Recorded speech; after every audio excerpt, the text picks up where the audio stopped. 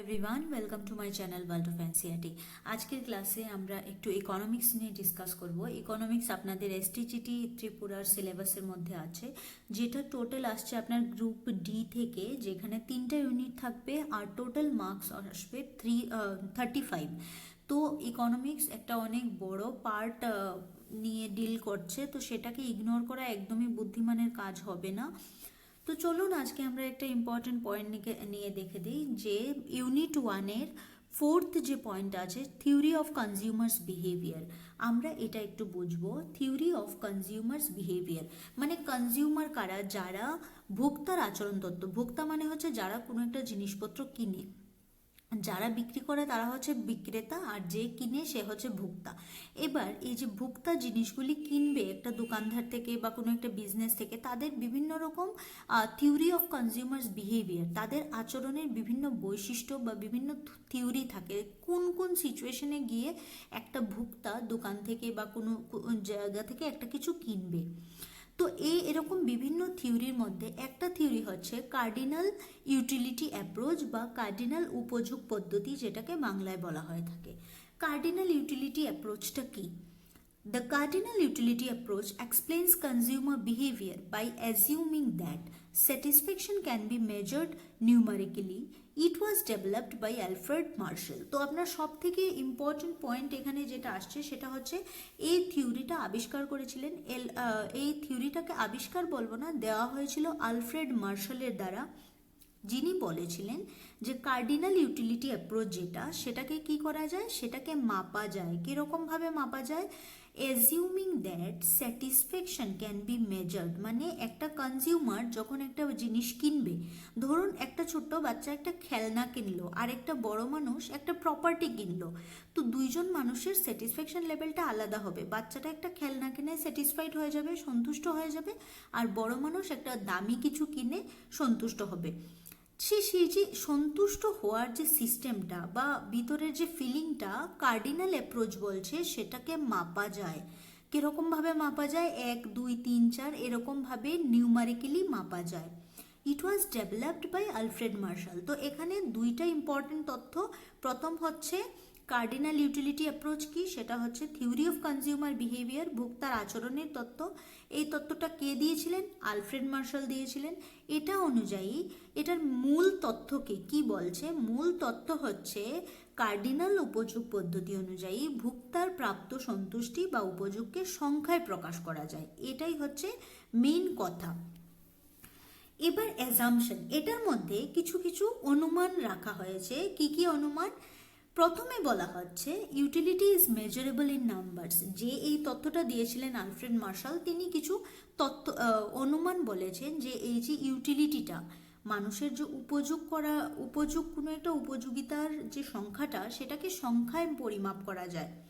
যেমন আমি যদি একটা ফোন কিনি 10,000 টাকায়, আমি বলবো যে আমার উপযোগিতাটা হচ্ছে 10,000 টাকার। মানে উনি বলছেন এই নাম্বার দিয়ে একটা ইউটিলিটিসকে মাপা যায়। সেকেন্ড অনুমান যেটা, সেটা হচ্ছে কনজিউমার ইজ রেশনাল। ভোক্তা যারা, তারা যুক্তিসঙ্গত আচরণ করে। কিরকম যুক্তিসঙ্গত? মানে এখন যদি আমার খুব গরম লাগে তখনই গিয়ে আমি ফ্যান কিনবো, আমি শীতের দিনে ফ্যান কিনবো না। যেটা বাস্তবের সাথে সম্পর্কিত আমি সেটাতেই আমি ইনভেস্ট করব বা টাকা দিয়ে জিনিস কিনবো। এটা হচ্ছে আরেকটা অনুমান। থার্ড অনুমান হচ্ছে, এই সব কয়টা অনুমান কিন্তু আপনাদের অপশনে আসতে পারে যে এর মধ্যে থেকে কোনটা অ্যালফ্রেড মার্শালের অ্যাজাম্পশন, তো আপনাকে কারেক্ট আনসারটা দিতে হবে। থার্ড যে হচ্ছে সেটা হচ্ছে law of diminishing marginal utility applies. ক্রমহ্রাসমান প্রান্তিক উপযোগের নিয়ম কার্যকর হয়। কিরকম? Law of diminishing marginal utility applies. যেই সব জিনিসের উপর আমরা টাকা খরচ করব, যেটা মার্জিনাল ইউটিলিটি, আমার যেটা প্রয়োজন সব সময় পড়ে না, তার ক্ষেত্রে কিন্তু আমার চাহিদাটা কম হয়ে যাবে। যেমন এই যে ফ্যানের কথাই বললাম, ফ্যানটাকে আমার দরকার পড়বে শুধুমাত্র গরমের দিনে, খুব বেশি শীতের দিনে সেটা মার্জিনাল হয়ে যাবে। তো সেটাকে বলা হচ্ছে law of diminishing marginal utility applies. Fourth point বলছে প্রাইসেস রিমেইন কনস্ট্যান্ট। যে কোনো একটা জিনিস নিয়ে, যেটা নিয়ে আমরা ডিসকাস করছি, সেটার প্রাইসটা থাকবে কনস্ট্যান্ট, দ্রব্যের মূল্যটা অপরিবর্তিত থাকবে। নেক্সট পয়েন্টে বলছে কনজিউমার্স ইনকাম ইজ ফিক্সড, মানে কনজিউমার যে আয়টা করছে সেই আয়টা কিন্তু একই থাকতে হবে। এই নীতির উপর ভিত্তি করে আমি ভাববো যে ইউটিলিটিটা কতটা। কনজিউমারের ইনকামটা ফিক্স থাকতে হবে, 5,000 মানে 5,000ই থাকতে হবে। ভোক্তার আয় নির্দিষ্ট থাকতে হবে, সেটা তো কনজিউমার ফিক্সড, যেটা আমি দুইটা ভাষায় লিখে দিলাম। Utilities of goods are independent, বিভিন্ন দ্রব্যের যে উপযোগিতাটা সেটা পরস্পর স্বাধীন, মানে একটা আরেকটার উপর নির্ভর না। যেমন আমি ফ্যান কিনলে আমি টেবিল কিনবো, টেবিল ফ্যান কিনলে আমি টেবিল আগে কিনবো, তারপর টেবিলের উপর ফ্যান রাখবো, এমন না। সবটা জিনিসের আলাদা আলাদা করে আমি মেজার করব যে আমি ফ্যানটা আমার কতটা জরুরি আর টেবিলটা কতটা জরুরি। তারপর এই তথ্যের যে মূল ধারণা সেটা দেওয়া হয়েছে। মূল ধারণাটাকে বলা হয় TU আর MU। TU মানে কি? টোটাল ইউটিলিটি, মানে মোট উপযোগ কতটুকু, ভোগের মাধ্যমে প্রাপ্ত মোট সন্তুষ্টি। একটা ভোগ মানে হচ্ছে এখানে কিছু একটা জিনিস, যেমন আপনি একটা নতুন ফোন কিনলেন, কেনার পর যে আপনার একটা আনন্দ থাকবে সেটাকে বলা হচ্ছে TU, টোটাল ইউটিলিটি। আর মার্জিনাল ইউটিলিটিটা কি? Additional satisfaction from one more unit. এবার আপনি ফোন কিনলেন, ফোন কেনার পর আপনি দেখলেন যে এটার মধ্যে যদি একটা ভালো সুন্দর একটা ব্যাক কভার লাগানো যায় তাহলে আরেকটু ভালো লাগবে। তো আপনি যদি একজন মেয়ে হন, একটা শাইনিং ডিজাইনিং কিছু একটা লাগিয়ে দিলেন অ্যাজ এ ব্যাক কভার, তখন দেখলেন ওটা লাগানোর পর আপনার সন্তুষ্টিটা আরেকটু বেড়ে গেল। তো ওইটা হচ্ছে এক্সট্রা, মোটের উপর যেটা এক্সট্রা যোগ করা হয় সেটাকে বলা হয় মার্জিনাল ইউটিলিটি। অতিরিক্ত একক ভোগে প্রাপ্ত অতিরিক্ত সন্তুষ্টি। তো এখান থেকে আমি দুইটা উত্তর পেলাম। যদি আপনার ফুল ফর্ম আসে TU কি? Total utility. আর মার্জিনাল ইউনিটি কি?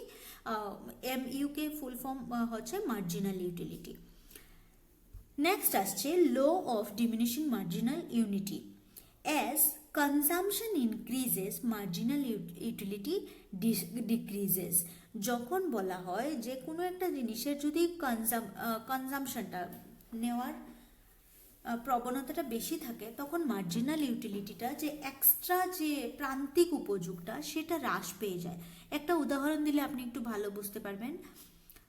অ্যাজ কনজামশন ইনক্রিজেস, যখন ধরুন আমি ধূপকাঠি জ্বালাচ্ছি, আমি প্রথম কি করলাম, একটা ধূপকাঠির জন্য আমি একটা ধূপকাঠির স্ট্যান্ড নিলাম।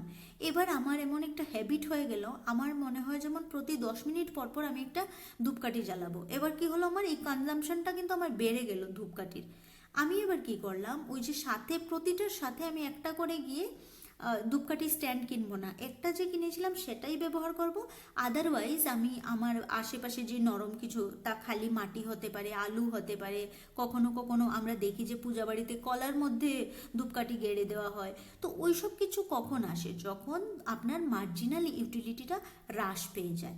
এখানে মার্জিনাল ইউটিলিটিটার উদাহরণ আমি দিলাম ধূপকাঠি স্ট্যান্ড নিয়ে। যখন অনেকগুলি ধূপকাঠি আপনি একসাথে জ্বালাবেন তখন আপনার স্ট্যান্ডটা কম পড়ে যাবে, তখন আপনি যেখানে জায়গা পাবেন ওইখানে সেটাকে দাঁড় করিয়ে দেবেন। তো সেটাকে বলা হয় ভোগ বাড়ার সঙ্গে সঙ্গে প্রান্তিক উপযোগটা কি হয়ে যায়, কম হয়ে যায়। মানে মেইন যে জিনিসটা সেটার উপরই আমরা ফোকাস করব। নেক্সট হচ্ছে কনজিউমার্স ইকুইলিব্রিয়াম, ভোক্তার সমাবস্থা। এটা কিরকম দেখি।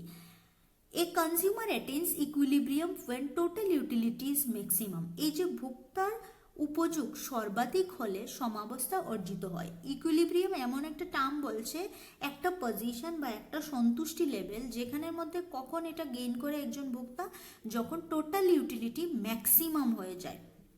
তার যে অর্জিত সন্তুষ্টিটা কোনো একটা জিনিসের পর সেটা একটা ম্যাক্সিমাম লেভেলে চলে যায়। যেমন আপনার মাংস খেতে ভালো লাগে, রোজ আপনি মাংস খাচ্ছেন খাচ্ছেন খাচ্ছেন, একটা দিনে গিয়ে দেখা গেল আপনি 10 রকমের মাংস, ডিফারেন্ট মাংস বাড়িতে রান্না করা হলো।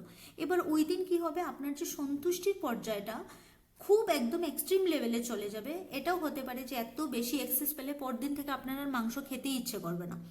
ওই যে সর্বাধিক অবস্থাটা সেটাকে বলা হয় ইকুইলিব্রিয়াম। এটা হচ্ছে একটা কনজিউমারের সমাবস্থা বা ইকুইলিব্রিয়াম। তারপর এই যে কন্ডিশনটা, এই কন্ডিশনের কিছু কন্ডিশন আছে এই ফর্মুলার, যেই ফর্মুলাটাকে আমরা কার্ডিনাল ইউটিলিটি অ্যাপ্রোচ বলছি। কার্ডিনাল ইউটিলিটির কয়েকটা ফর্মুলা হচ্ছে সিঙ্গেল কমোডিটি। এই কার্ডিনাল অ্যাপ্রোচটা কিন্তু আমি সব কিছুর উপর মাপবো না, একটা কনজিউমার ধরবো, যেমন আমি আপনার উপরে, আপনার নাম ধরেন সুমিতের আমি একটা কার্ডিনাল ইউটিলিটি অ্যাপ্রোচ দেখবো। একবার এই সুমিত পুরা দিনে কতটা জিনিস কিনতে পারছে আমি কিন্তু সেটার উপর জাজ করব না, আমি যে কোনো একটা জিনিস দেখব যে সুমিত দিনে কয়টা ধরুন ফ্রুটি কিনছে বা চিপসের প্যাকেট কিনছে। এবার চিপস খেতে সুমিত খুব ভালোবাসে, ও দিনে 2টা 3টা 5টা চিপস কিনে। এবার আমি দেখব না সুমিত চিপসের সাথে কোল্ড ড্রিঙ্কস কিনছে নাকি আর কিছু কিনছে, আমি একটা কমোডিটি নিয়ে জাজ করব, যে কোনো একটা। তো আমি চিপস মানে চিপসই দেখব। মাল্টিপল কমোডিটিস, এবার বলছে মাল্টিপল কমোডিটিসের ক্ষেত্রেও হতে পারে কিরকম, প্রতিটি দ্রব্যে শেষ ব্যয়িত টাকার উপযোগ সমান হতে হবে। বলছে প্রতিটি দ্রব্যে শেষ ব্যয়িত টাকার উপযোগ সমান হতে হবে। যতটা জিনিস আমি কিনছি প্রত্যেকটার ক্ষেত্রে যে আমি টাকাটা ইনভেস্ট করছি ওই টাকাটা সমান হতে হবে। ইম্পর্টেন্সটা কি? এক্সপ্লেইন ল অফ ডিমান্ড, চাহিদার নিয়ম ব্যাখ্যা করে, helps in price determination.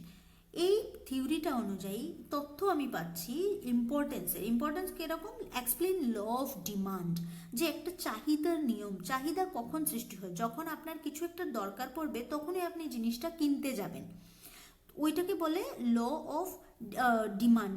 Law of ডিমান্ডটা অনেক কিছুর উপর নির্ভর করে, যেমন আমার আশেপাশে সবার আইফোন আছে, আমার কিন্তু আইফোনের কোনো দরকার নেই, কিন্তু সবারটা দেখে দেখে আমারও ইচ্ছে হলো যে আমি একটা আইফোন কিনবো। তো এখানে একটা ল অফ ডিমান্ড কাজ করছে, একটা চাহিদার নিয়ম কাজ করছে। কেন আমার চাহিদাটা হচ্ছে? কারণ আশপাশের মানুষ আমাকে ইনফ্লুয়েন্স করেছে। এবার আমি কি করছি, কলম দিয়ে লিখছি, আমার কলমের কালি শেষ হয়ে গেছে, তখন আমার কলমের একটা ডিমান্ড ফিল হবে, ওইটা অন্যরকম demand. Helps in price determination.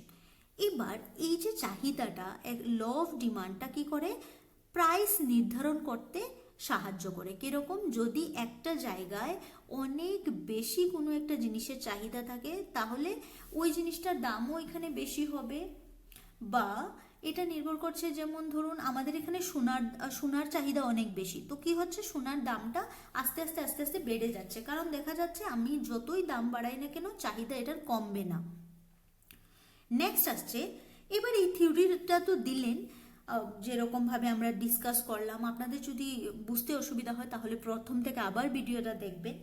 এটার কিছু কিছু ক্রিটিসিজমও আছে, অনেকে এটা সমালোচনা করেছেন, বলেছেন যেটা আপনি বললেন যে অ্যালফ্রেড যে থিওরিটা দিলেন ইউটিলিটি অ্যাপ্রোচের, কার্ডিনাল ইউটিলিটি অ্যাপ্রোচের, সেটা সঠিক নয়। কেন সঠিক নয়?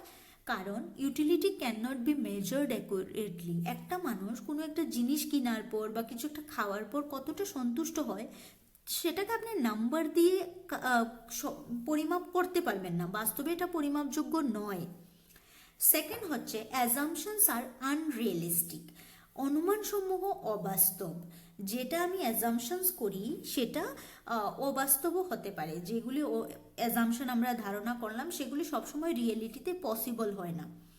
ইগনোরস সাইকোলজিক্যাল ফ্যাক্টরস, আর এই থিওরিটা কি করে, মানসিক দিক উপেক্ষা করে, মানে একটা মানুষের যে সাইকোলজিক্যাল ডিমান্ডও কোনো একটা জিনিসের থাকতে পারে ওই জিনিসটাকে পুরোপুরিভাবে ইগনোর করে। সাইকোলজিক্যাল ডিমান্ড কেমন, যেমন আমার এখন গান শুনতে ভালো লাগছে, আমি গিয়ে ভিডিও ক্যাসেট কিনবো বা সিডি কিনবো, আমি গান শুনবো, ওইটার আমার কিন্তু আমার ফিজিক্যালি কোনো ডিমান্ড নেই, কিন্তু ওইটা আমার সাইকোলজিক্যাল ডিমান্ড, আমার এখন ইচ্ছে হচ্ছে ওটা করলে আমি একটু শান্তি পাবো।